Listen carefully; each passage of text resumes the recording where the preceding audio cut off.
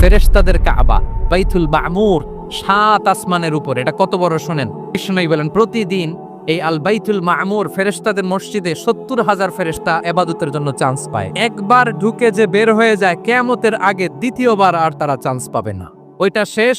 এরপরে সিদরাতুল মুনতাহা, সীমান্ত বৃক্ষ, এটা আরো বড়। ফেরেশতাদের জ্ঞান সীমানা ওইখানেই শেষ।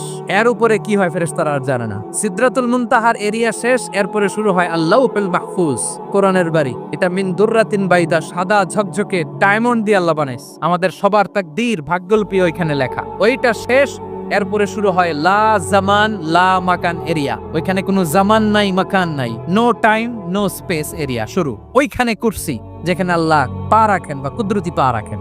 বড় রাজা বাদশারা সিংহাসনে বসে পা রাখে একটা টেবিলের উপর, শাহী টেবিল, ওইটার নাম কুরসি। আল্লাহ বলে ওয়াসিআ কুরসিয়ুহুস সামাওয়াত ওয়াল আরদ। আল্লাহর এই কুরসিটা এতক্ষণ যা বললাম এই সবগুলার চাইতেও বড়।